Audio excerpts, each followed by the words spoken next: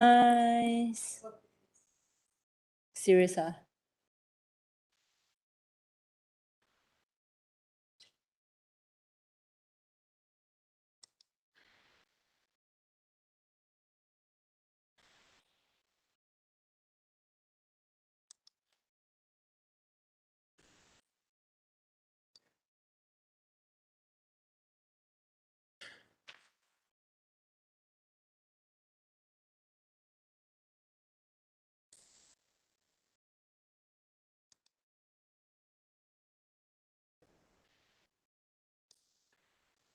Yeah. Why you lock me out?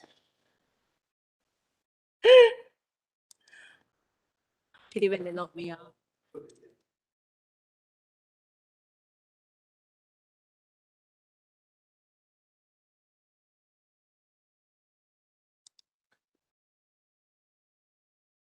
I better mute.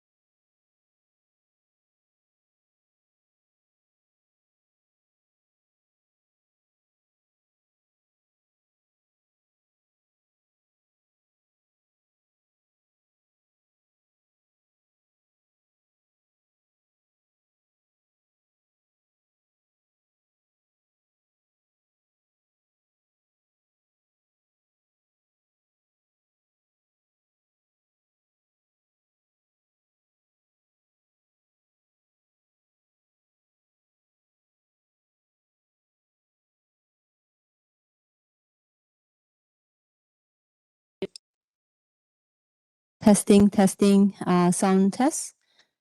Can you hear us, John? Me? Yep, can you say a few Can words? you hear me?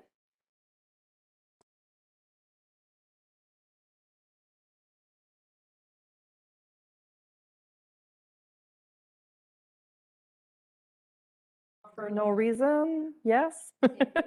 Welcome, everybody. Welcome, everybody. It's working. We'll be starting on time at 5:30. Thanks again for tuning in.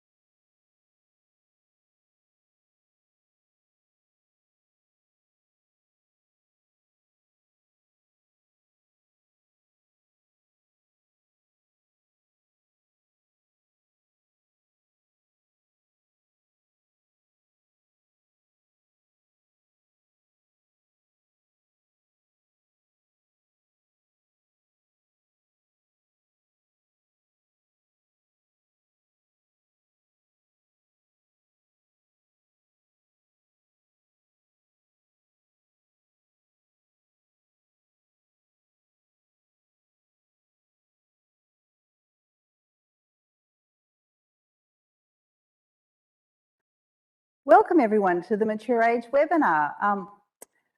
I just firstly would like to acknowledge to country, which is Curtin University acknowledges the traditional owners of the land on which Curtin Perth is located, the Wadjuk people of the Noongar Nation. Hi everyone, my name is Julie and I'm here to talk to you about what it's like to actually study here as a Mature Age student.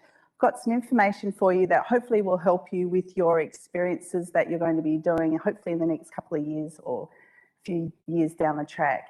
I myself, I've actually been a mature age student. I've done both a bachelor's degree in psychology at Curtin. This is a 4-year degree, but for me, it took me 10 years to complete. But then I also went on and did a postgraduate study in career development as well, a graduate certificate, which I did enjoy. I do understand it's quite a lot to take on when you're actually got a lot of other commitments in your lives, but it's really worth it. It's definitely worth the experience and considering doing. Oh, first of all, I'd also like to say that we have the chat room open now. So if you've got any questions that you'd like us to answer, Sinaida, Mitch, Reva and Sarah from International is actually here to actually answer your questions. So please ask them right through this whole session. Today's topics that we're going to cover today are Curtin Facts. There's also the pathways and the credit for recognised learning. There's also scholarships. There's how to apply online and support and being part of the Curtin community. And then we've got some great panels to finish off the evening with both a staff panel and also some student experiences as well. One great thing about Curtin is that we are actually growing in size and stature. So we're ranked in the top 1% of universities worldwide. And we've actually got lots of 5-star status rankings as well through the Good Universities Guide. We're actually 194 in the world through the QS rankings that have just come out only in the last couple of days. So we're very excited about that. If you're thinking of studying, a mature age student is someone who's 20 years or over. Believe it or not, if you're 20, you're mature. But one great thing about the university and about studying as a mature age student is that there's quite a high minority of students actually studying as mature age. So 36% of the student population at our Perth campus is actually mature age, so 20 years or older. So they're actually, you're not going to be alone. You'll have lots of people that are actually around your age, even older maybe, or even a few younger as well, and you'll feel like you're part of the community. One of the great things to think about when you're deciding about studying is, well, is there that glass ceiling that you just can't get past because you need that piece of paper? Well, that could be a great reason to actually study. You might be really unsatisfied in what you're doing currently in your job and you'd love to have a different career change, and that's also a great option. You might actually like the idea of actually, just being part of a community and learning about something that you're really passionate about and you've always wanted to do it. Well, get out there and do it. Or you might be someone who's been at home for a bit looking after young kids and you're ready to actually get out there and change your career or start a new one. So there are many different reasons and motivations for why people actually want to study, but it doesn't matter what it is, everything's valid. It's up to you to actually get out there and do it. One of the great things about Curtin, I love this about it, is that you learn the theory and you get to put it into practice. So it's a theory-practice model. It's fantastic from the point of view is that you're going to get some really great experiences.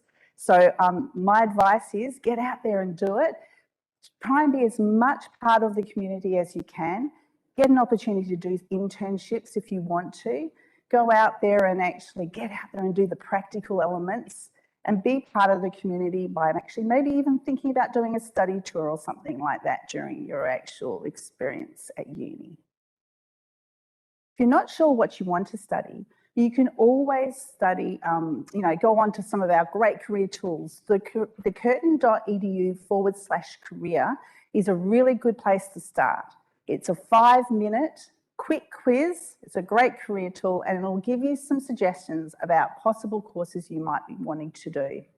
The other great thing about Curtin is that we also have Career Voyage, where if you want to go into Curtin Connect and make an appointment, you can actually talk it over with a career advisor or a course advisor, and they'll actually give you some suggestions from doing a sort of like online tool as well, which takes a bit longer, about 30 minutes to do. All of our courses are in one of 5 faculties. So we're either in health science, the Centre for Aboriginal Studies, humanities, business and law, and science and engineering. The easiest way of finding information about the course that you're interested in is just getting onto the study.curtin.edu.au website. And then you just put in the course area that you're interested in, and a whole lot of courses will come down. You just click on it and then you have a bit of a read. You can possibly even apply from that page as well. There are many different ways of getting into university, and we want to make sure that you're aware that you could very well be eligible right now. If you've done your TAE, your TE, your ATAR, maybe even your leavers back in the 70s, if you were eligible for Curtin then or WACE at the time, then you're eligible to be considered now. So the important thing to know is look at all the different types of background of going to school. You might find that that actually is all you need. But there are many other different ways of getting in as well. You could get in with a diploma from, say, Curtin College.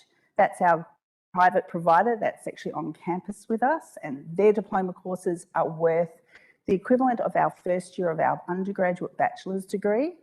There's also the portfolio entry pathway, which enables you to show you've got a real talent and interest in a specific area. As long as you've met the separate evidence of English, you might be able to get in that way. We also have our Uni Ready Enabling Program, which is a fantastic bridging course. It's fantastic from that perspective. It enables you to get all the skills that you'll need to be able to cope with the course you're going into. There's also great Indigenous enabling programs through our Indigenous Tertiary Enabling course, which is a 6-month length course, and also our Pre-Medicine and Health Sciences course, which is actually 1 year in length for the Indigenous student. And then we also have the opportunity of maybe if you've been to TAFE, you might have done a Cert 4. If you've got separate evidence of English with that, then you're eligible to be considered for Curtin. If you've done a diploma or an advanced diploma, that already meets our English proficiency requirement. But we also have the option of you sitting the special tertiary admissions test. That is available to you. It's a quick 3-hour test where you do a multiple choice test and a written essay section. And then the combined scores will hopefully give you what you need to start the university straight away. Sometimes you don't get a high enough ATAR or equivalent to get into the course that you want. There are, very competitive courses that we do have, such as physiotherapy or medicine or something like that. So the idea is that you might be able to start out with another course and then course switch across once you've had some experience. The courses in the grey boxes, Health Sciences, Multidisciplinary Science and Commerce, are great courses to start with. You might be able to get an idea of whether you like the particular area you're interested in from there, because they're very flexible first years, and then hopefully be able to course switch across to the course that you want to afterwards. My daughter was exactly in this situation. She didn't quite get the ATAR she needed. She wanted to get into occupational therapy, but she did her first year in Health Sciences, did really well. And because she got over what the requirement was that was listed on the website, which was a 65 average or better, she was able to then course switch across. And because she did almost exactly the same as the first year of occupational therapy, she didn't just get in, but she got into second year as well. So there are many different ways of being able to fulfill requirements that you might want to do that maybe they're competitive in nature, but there's always a way to get there. Multidisciplinary science is great for anything in science and engineering, and doing a commerce degree or an arts degree is great to get into law. You can find out information about all the different ways to get into uni by looking at our Pathways tool. So the easy way of getting into that is curtin.edu/pathways. And you might find that you've done a lot of things before you get to university. And if that's the case, some of the stuff that you've done might actually make you eligible for credit for recognised learning. So it's called RPL, it's called advanced standing. There's lots of different terminologies. The most important thing is get onto the website. You might find that your work experience or some of the study that you've done up to this point will enable you to be able to go and apply and get some credit. And then you can maybe shorten your course or at least not have to do as many units for that course. The other thing that is important to know is that scholarships are now open. So the important thing to do is to get onto the scholarships website, scholarships.curtin.edu.au, and actually have a look at all the scholarships that are available to you. Quite a few of our scholarships will be closing soon. Most of the future student round closes at least by about the 26th of November or maybe before. So my advice would be to get onto that website, maybe even put in your details and ask to get information sent to you through the scholarships alert page, and they can actually maybe help you in maybe helping with your financial situation when it comes to going to university. It's a really good idea. We want as many people as possible to be able to be assisted as we can. So there are two types of scholarships, merit and equity, and you might find that one of those areas is something that you could use as a means of getting some extra help financially. The important thing to know is if you've never been to Curtin before, it's a really good idea to actually get onto the Tertiary Institutions Service Centre site, TISC as we commonly call it. It's tisc.edu.au. It's a matter of just putting in an application. You have up to 6 preferences that you can put in, and there is no fee involved with this at all. And it's important that you put in what you really want to study at the uni you want to go to as your first preference, and then go down the list and think strategically about other ones that you might want to apply for as well. One great thing about if you actually are already eligible and you've already got your qualifications, you might be able to get an early offer from us as well and be able to get ready to start for next year in a flash, which would be really good. The important thing to remember though, some of our courses do have quotas, so there could be a situation where you might have to wait for the main round of offers, and that goes out on the 23rd of December. One of the important things to remember is that we're here to help you. We've got so many support services out there, and we're really lucky tonight because we've got a couple of people on the panel today that are going to talk a bit about all the things that we can do to make your life a bit easier and to help you with that transition from school to, or from work or school, or being out of school for a long time to university. So there are areas like the career advice centres. There's also health services that you can use, that everything gets bulk billed as a student. We also have some great disability assistance through our accessibilities team. So there's so many different great support services that are here to help you to make the best of your situation, so you're not disadvantaged at all and you can actually thrive. Some of the things that I would suggest you do is join the community. It's so important to feel like you're part of the place. So join Curtin Volunteers, or do some social sport, even get a job on campus, or make sure that you use your mentor. That mentor is there for you when you first start at uni for the first 6 months, and they're in the same course as you but a little ahead, and they're here to help you as much as possible.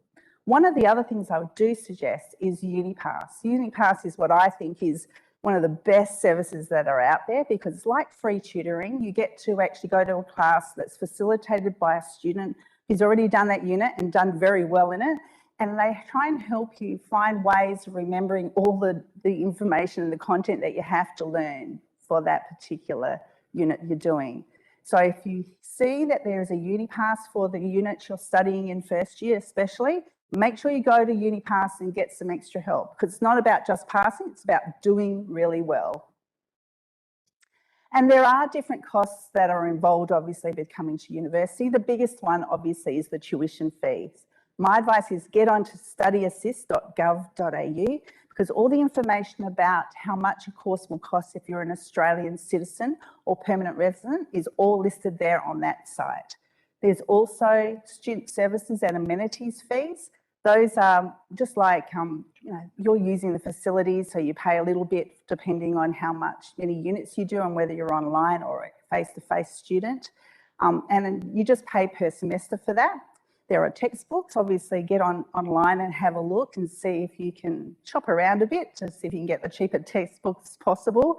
And there's always things like uniforms you might have to buy, name badges, maybe a polo that has occupational therapy written on it or something like that. And there's accommodation, which is also possible too. So we're here to help you. We're here for you to make sure that you get the most out of the university's experience, so you can get that qualification that will enable you to work in the area that you've always wanted to work in. So that's it from me for the moment. I'm now going to hand you over to, and I'd like to introduce you to Marilyn Gagne, and her name, and she's actually a distinguished professor, which is pretty good. Welcome, Marilyn. Thank you, Julie. Would you like to take over? Yes, sure. It's my pleasure to be here with you today. Here to encourage you and put you on the right motivational path for your future studies. So what I want to talk about, because I'm an expert on human motivation, is to talk about why would you want to become a mature age student. And what I'm here to tell you is that you should, I really suggest an approach where you choose your studies based on your interests and your values, what you care most about, where you want to have the most impact in your life, whether it's having an impact on children, on the environment, on businesses, workers. Just try to follow that. It's been shown through a lot of research on motivation that when you pursue activities for reasons around your interests and your values, you're much more likely to be successful than if you pursue them for reasons like trying to pursue a reward or have that degree and for the prestige or for to feel some kind of feeling of obligation that you're experiencing. Not that these things don't exist, we all have them, but if you've got the interests and the values that support that, you're much more likely to succeed that way. So this is what I would advise first of all. One thing that I often tell university students when I teach about motivation is to think about waking up every morning for the next 40 years or so of your life and going to work, and whether that would feel like a burden or whether you'd be excited about it. So I hope that you'd find something that you can feel excited to wake up to in the morning. Besides following your interests in terms of choosing what to study, how do you cultivate your motivation while you're studying? So of course, the interests and the values that you have will sustain that. But other things that really matter is this feeling that you're mastering something, that you're building skills, that you're building, you're growing through your studies. So it's not about just proving that you can do something, but actually improving through the process of your studies. So if you can keep a focus on that, it will make things much more stimulating and fun while you're studying. And the last thing, which Julie mentioned, is when she was talking about being part of a community, is build relationships. That's also something that really, really supports motivation. So how can you build relationships? Julie gave a lot of examples of how you can do that. But really, like a very simple trick to forge relationships in the classroom would be to support others, help others in the classroom, and seek help yourself. And that's a great way to start building relationships. The other thing that people will often ask is, what are the future skills that are in high demand? So I work at the Future of Work Institute here at Curtin University, and one of my colleagues, Patrick Dunlop, just completed a survey with recruiters in big businesses and smaller ones as well, and asked them, what is your organization looking for? And two of the things that that come up as the most important things are technical skills, which of course many uni degrees can offer, as well as the thirst for lifelong learning. So they want people who have this mindset of continually wanting to learn and grow through their work. And so those are two very important things. But we also do a lot of other research at the Future of Work Institute, and some of the things that we're finding is that increasingly organizations want people who are quite adaptive and flexible because things change very quickly. And so being very flexible in your orientation really helps, but also being proactive. So being ahead of the change even, or even initiating change. Those are some of the skills that are quite sought after. And finally, of course, communication skills, because now working from home, you have to communicate in different ways using different types of media. increasingly complex networks that you have to manage. All of these things are require communication skills, so those are quite important as well. How can you, like, the other thing I wanted to talk to you about is how can I fit my studies in my life? So as mature age students, oftentimes you might have other obligations in your life. You might have children or other dependents that you're going to take care of. You might work at the same time that you'll be studying, and you also want to maintain some kind of health and well-being through hobbies and sports and physical activities. So how can you do all of that? Well, I'll give you 3 little tricks that appear to be simple, but I think it's important. They're the kinds of tricks that you have to keep in mind day to day when you're trying to sustain your efforts while you're studying, while you're working or doing other things in your life. The first is that little tree that I showed earlier. So do things that interest you, that you value, that you think will make an impact.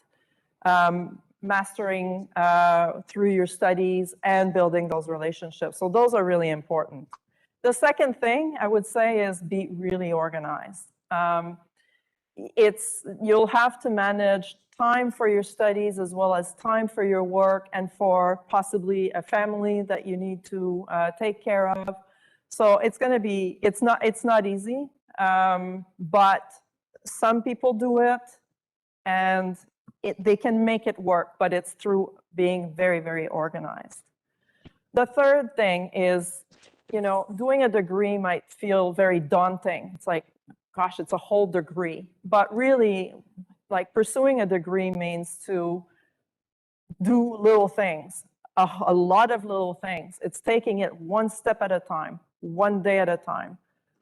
Reading that book chapter in the textbook one day, doing an assignment one week, and little by little, you'll get through it and you will have your degree. So that's what you have to keep in mind on a day-to-day basis.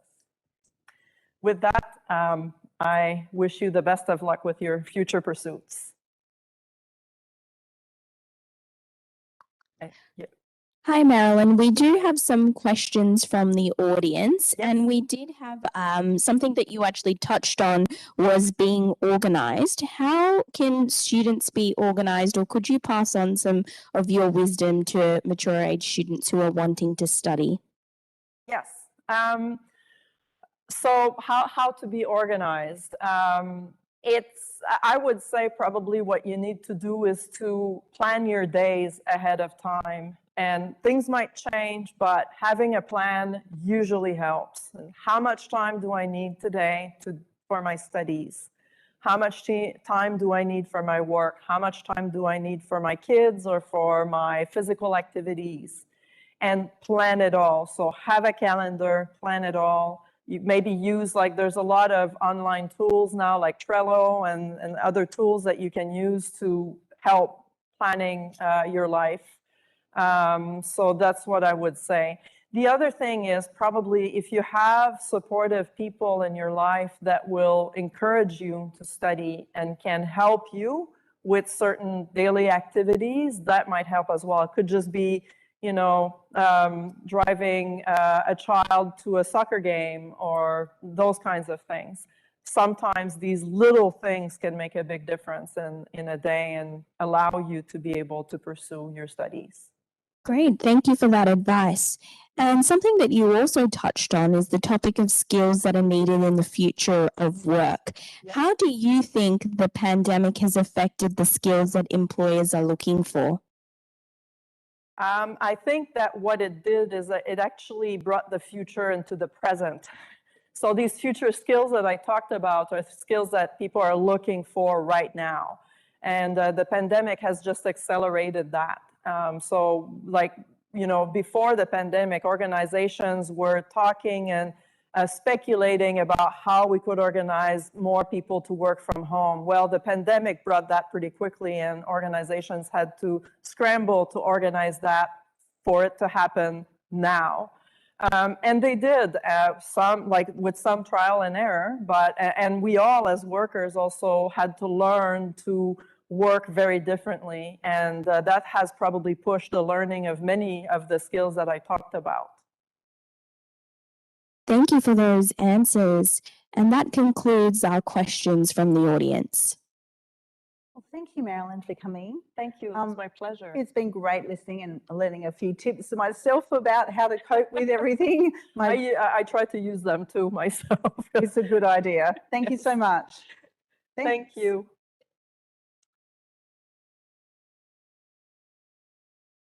Okay, now we have a staff panel actually. So first of all, I'd like to welcome Kim. Would you like to come in? Kim's the Wellbeing Advisor.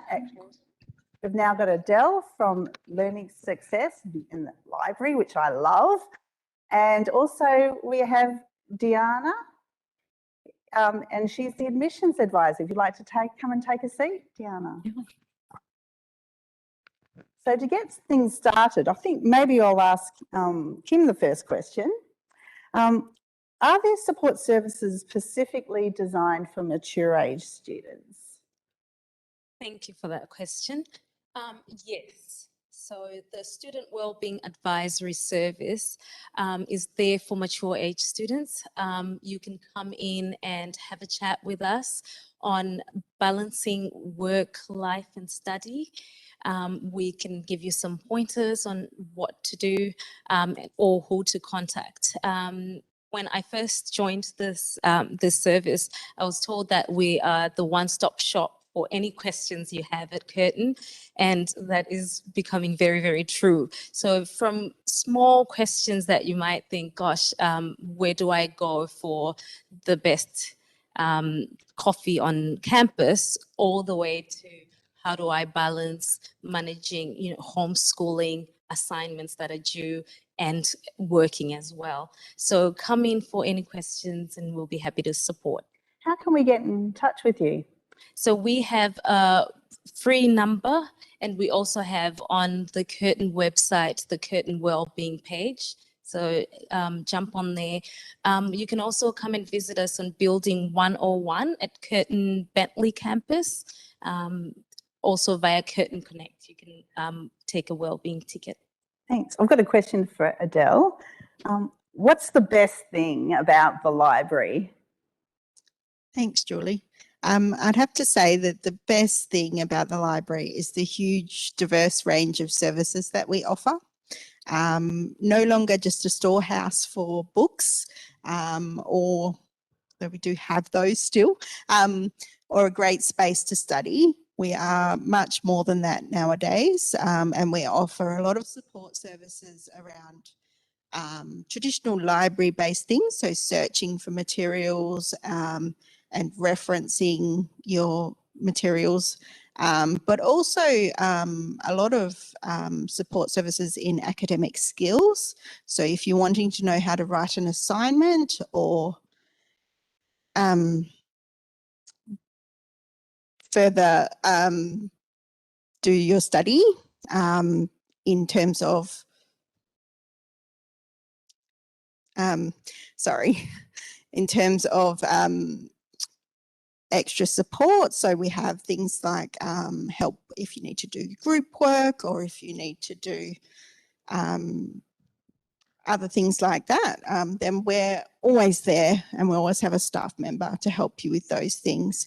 We offer a great range of workshops, as well as kind of face-to-face and in-person support for those things. I do remember when I was doing my 4th year, we always booked a room so we could always get and do a meeting together once a week, was with our group assignment that we had to do. So yeah, I love the library, and I used to just use it in the bedroom because it's all online. It's amazing, isn't it? It's really cool. It's amazing, yes. Yeah, thank you. Diana, I've got a question for you now. If you don't meet the academic requirements for study at Curtin, what can you do to become eligible? Thank you for your question. So if you don't meet the entry requirements for Curtin, you can study UniReady. Now, completion of UniReady will qualify you for a course with minimum entry requirements and no prerequisites. And if the course you're looking for requires a higher entry requirements, then you can apply for another course and then later achieve the entry requirements for your desired course and then switch the course. Or another option is to sit the STAT test.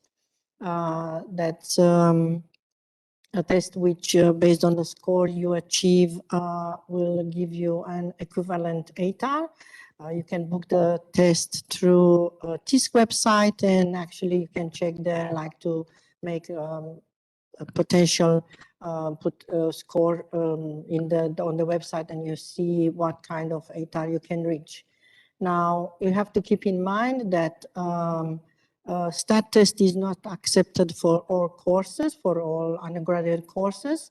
So it's better to check either our website for the course you wish to apply, and the admission criteria, or the CHEC website, as the TISC website, sorry, gives you as well the same information about if it's STAT is accepted or not. Fantastic. As a mature age applicant, do you need to meet the English language proficiency requirements? Yes, so all applicants to Curtin University, to course, they need to meet English language proficiency requirements. Now, some courses, they have just a minimum entry, minimum English level. Some they require of higher English entry requirements. If you go on our website, on the Curtin, at your desired course, on the part of the admission criteria, you can see there the English requirement, and you can achieve this through either a test, an English test, and we have published on the website the test that we accept, or you can achieve it through your previous qualifications. And as well, on the website, there's a link of the qualifications that we accept for English. Fantastic, thank you. Adele, what support can the library offer mature age students? So as I was saying before, we have a huge range of services. We do offer a lot of the services online. So we have a great new website with a lot of modular learning called UniSkills. And on there you can take modules in things such as writing, academic integrity, through to things like digital skills, and even basic level stuff like Microsoft Word and Excel. And we also have lots of great workshops, as I said before, in those areas. Fantastic, thank you, Adele. Kim, can mature age students live on campus with their families? Yes, they can. So we have a well-being housing advisor. They'll be able to help you with applying for a place to stay. So also we have an area where it's just mature age students only. So they can come there and have a studio for yourself and your partner, or for yourself and the family as well. So it's pretty great. Wow, that's something I've learnt today, which is really good. Adele, where can I get help if I need help from the library?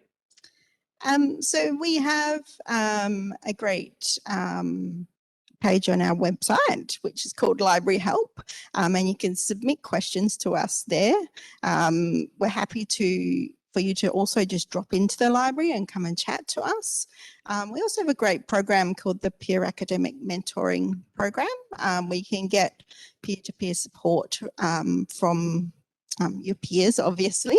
As Julie mentioned a bit earlier, it's kind of a little bit the same as the UniPass program, which the library also runs. Yeah, so a great range of support services there, and we're looking forward to you getting in touch with us. I think you do some amazing things. I love UniPass. I'm a big fan of the UniPass course. Well, it's a service really, isn't it? Yes. Okay, so last one for you, Diana. If I want to apply for an undergraduate course, how do I know if I need to apply through TISC or whether I have to apply direct to the uni online? So if you wish to apply for an undergraduate course, if you are a new to Curtin applicant, so you never studied with us before, then you need to apply through TISC. Otherwise, if you studied before, like doesn't matter when, could be like 20 years ago, you need to apply through our website for an undergraduate course.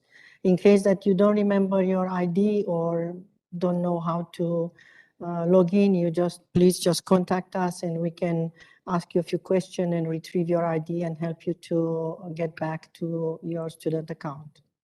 And if you end up wanting to course switch because you don't quite get what you need to go directly into the course that you want, how easy is it to do that? So as a course switcher, you apply directly to Curtin. We advise, let's say, students that are currently enrolled and they want to apply for a semester 1 next year course to apply even though they didn't finish yet or they don't have the results from the exam, to apply now. Let's say deadlines for applications are published on the website. You just need to search for applications deadline and you can find important dates there. Thank you. I'm going to hand it over to Sinaida. She's got some questions from the online audience. Yes, we do have some questions from the online audience. So we might start off with Kim. Kim, we have a question for you from a student who says that they are neurodiverse and they want to know what sort of support they can access from Curtin. Thank you.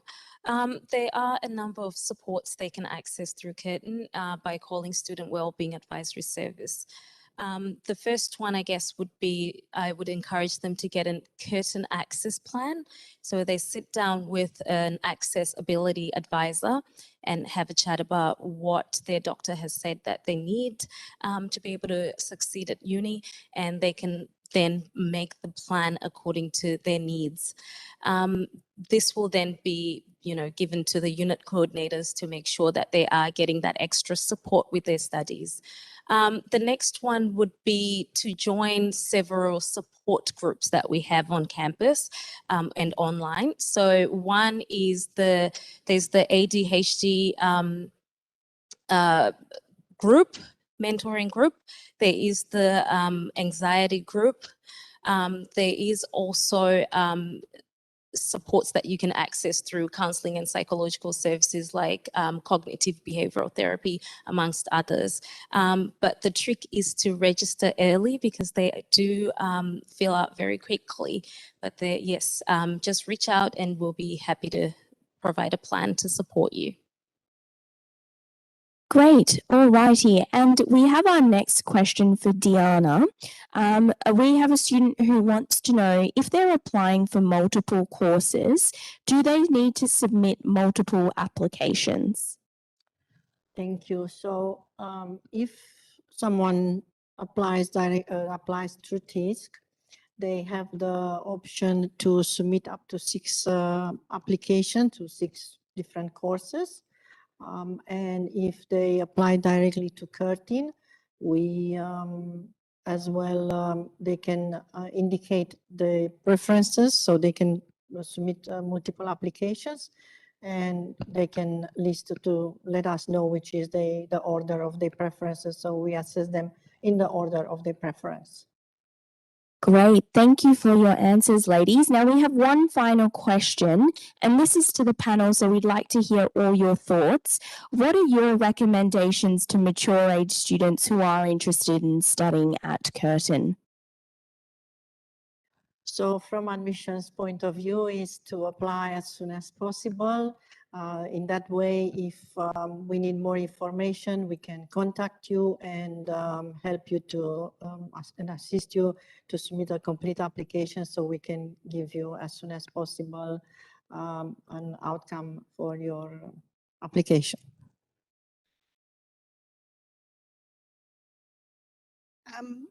I would absolutely recommend that if you're interested, come and study at Curtin.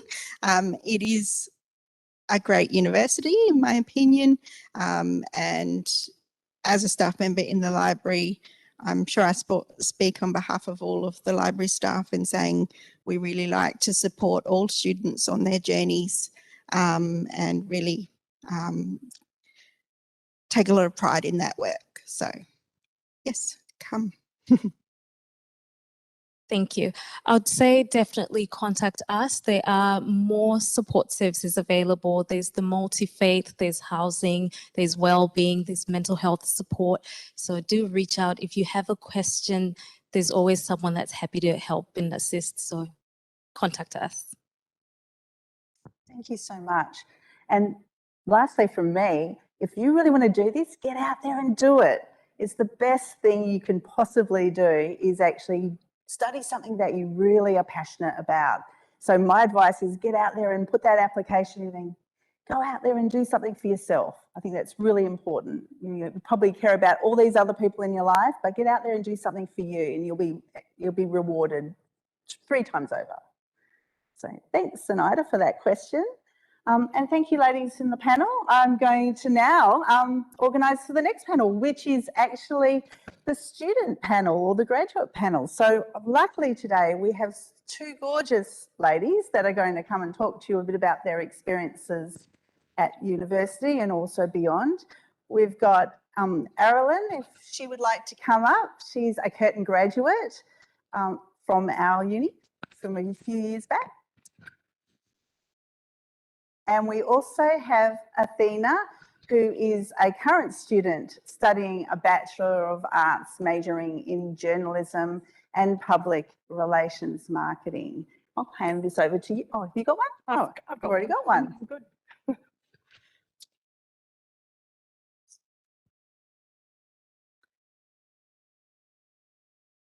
Thanks, Athena.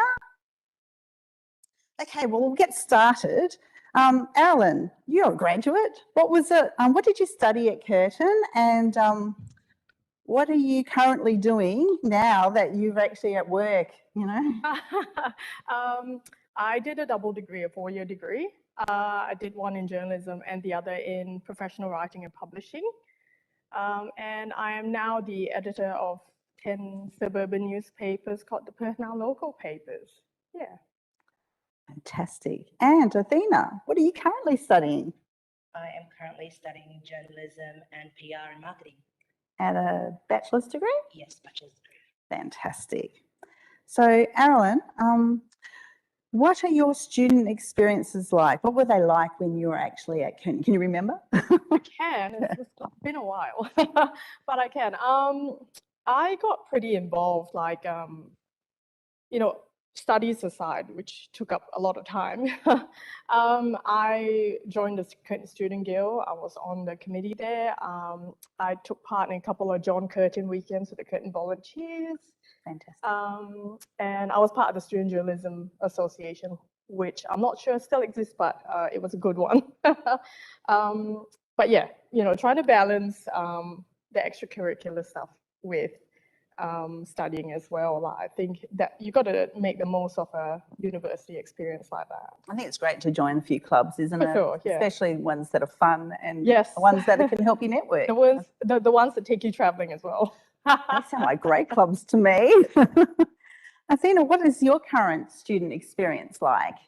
It's been pretty good. I'm a new to Curtin mentor, and then I'm also the Student Consultative Committee Team Leader for Humanities. I'm also the Student Advisor Rep for the Media Creative and Social Art Inquiry.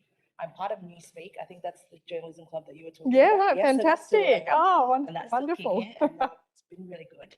And I recently just got elected as Guild Councillor for the Student Guild. So Congratulations. That must have only just come out today. Yes, no, it came out last week on Thursday, so that was pretty cool. Congrats. Fantastic. Congratulations. Thank you. Well done. So you're very busy, aren't you? Yeah, you would say that. Oh, okay. Arilyn, what advice would you offer to future students thinking of studying at Curtin? Say they're mature age and they're wondering whether they think they should do it. Well, coming from my perspective, I came to Curtin because I decided to change my career. So if you're thinking of that, don't hesitate, because that's one of the best things I ever did. And honestly, the term mature age makes me laugh because, it's 20 and above, but there's such a diverse and fantastic bunch of people that study at Curtin, and you'll get to meet so many people. Like I said, my best piece of advice is just don't hesitate, just do it. If you're thinking about it, there's a reason you're thinking about it, so just sign up. Okay, and what advice would you give, Athena, to future students? It's always really good to upskill, like there's always, you can always learn something new, which I think is really important. I think going to uni, I feel the same way, like when people say mature age, I go, oh, really? But I guess it's the term, but it's been really good because I've been able to experience new things. I've been able to learn new things. Like one of my best friends is like 18 years old. It's in incredibly unfamiliar territories that I have these conversations with her, and I'm so amazed at what she's been able to teach me. So it's really interesting, and I guess with coming back into uni, you get to do all these new things that you never really thought you could do, and there's always potential to learn, which I think is really important. And I think sometimes people forget that just because you've already gone to high school, university, there's so much to be learned, which is interesting. And the other thing is, I've heard that you actually took a bit of a gap, years, before you decided to come to uni. Yes. You want to tell the audience a bit about that? Yeah, so I took the longest gap year known to mankind, probably. I took like a 10-year gap year. I went to America to live there for a bit. It actually just started off by me just going to a music festival and then going, you know what, I want to stay here. And I ended up being there.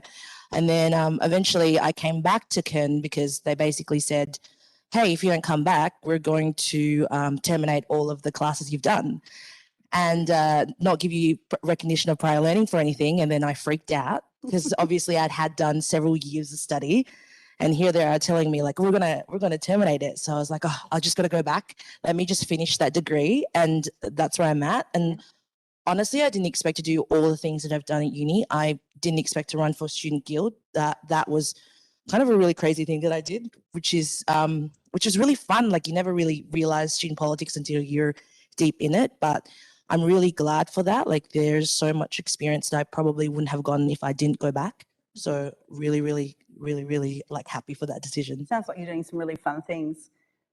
Yeah. How many 18th and 21st do you get to go to all over again? Oh gosh, yeah. I did actually have like I had a birthday party and I said it was my 21st. And people came to it thinking that I was 21st, like 21. And I was like, yeah, I'm 21. What about you, Carolyn? So my gap wasn't a 10-year gap for me. I left a career in fashion styling in Singapore to come to Curtin University. I had a diploma in fashion, worked as a stylist at Harper's Bazaar and Clio for a while, and looked at the writers and said, I'd rather do that. So how do I become a writer? And that's how I ended up at Curtin. So I'd say from high school from my diploma to getting into Curtin was probably just only like a 2-year gap, between figuring that out.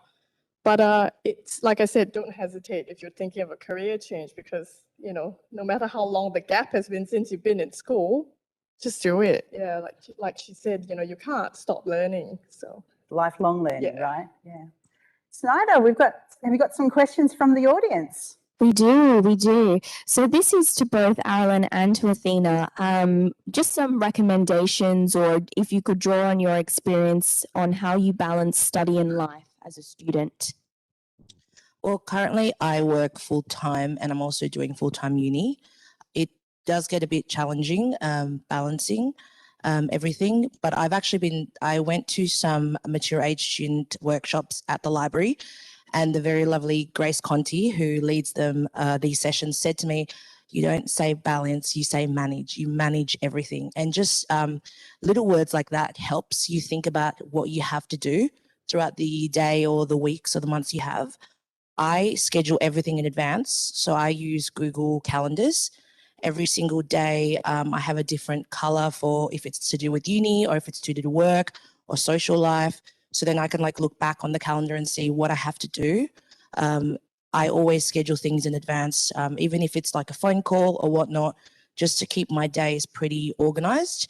I find that being able to schedule it like that is really helpful because then I'm able to see everything that I have to do, and it's quite a lot. So I definitely think scheduling has definitely made me be able to do what I'm doing now. I think like Athena, I worked and studied at the same time. But I guess aside from, the calendar advice, I think one of the best pieces of advice I ever got was to plan it smart. And by that, I mean, I worked on campus at the Curtin Student Guild so that my job was there. And then I also, you got to plan your timetable. When you get your units, you got to plan when the shoots are. You don't have to be on campus 5 days a week. So plan your time well. If you can put 3 days on campus and 2 days working at home and doing your assignments, get that balance right. And then you don't feel like you're stretched thin or spread thin. And, like you said, it's about managing your time well. It's just working smart. That's, just find ways to make it so that you're not spreading yourself too thin. That's the best advice I can give. Great advice and great tips as well.